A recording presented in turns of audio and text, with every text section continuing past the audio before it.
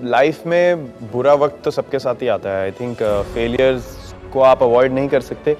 जितना भी हम अवॉइड करना चाहें, आप ना तो फेलियर को अवॉइड कर सकते हैं, ना आप सक्सेस को प्रेडिक्ट कर सकते हैं। तो अपने हाथ में सिर्फ मेहनत होती है। वो आप एक ही चीज़ कर सकते हैं, आप सिर्फ अपनी हार्ड वर्क कर सकते हैं।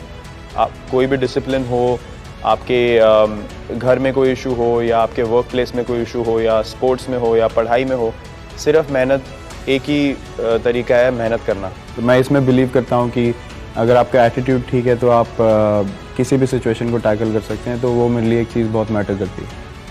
और उसके बाद जो फेलियर है वो I think over a period of time मुझे अब समझ आया कि उन चीज़ों से आप सबसे ज़्यादा सीखते हैं। सक्सेस से आप सीखते नहीं हैं, क्योंकि सक्सेस के बाद आपको लगता है सब सही है, तो आप इधर उधर देखना बंद कर देते हैं कि मेरी गलती कहाँ थी, या मैं कहाँ इम्प्रूव कर सकता हूँ या कर सकती हूँ।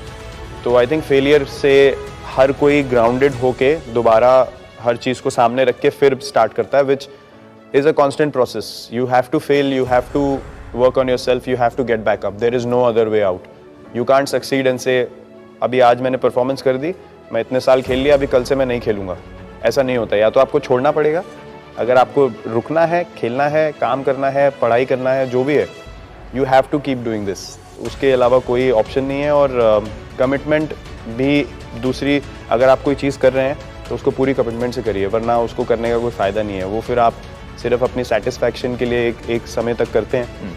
उसके अलावा आपकी उस चीज़ की तरफ ऑनेस्टी नहीं है, तो वो परस्यू करने का फ़ायदा नहीं है।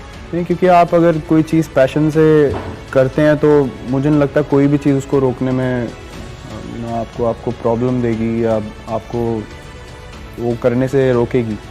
तो यही था कि मतलब क्रिकेट मेरे लिए सब कुछ है, और ये मैंने बचपन से ही सोचा है। तो मैं एक स्पोर्ट के लिए डेडिकेटेड था। अगर आप किसी चीज़ की तरफ डेडिकेटेड हैं तो उस पर पूरा डेडिकेशन होना चाहिए। कोई भी चीज़ आपको उससे डिस्ट्रैक्ट नहीं करनी चाहिए।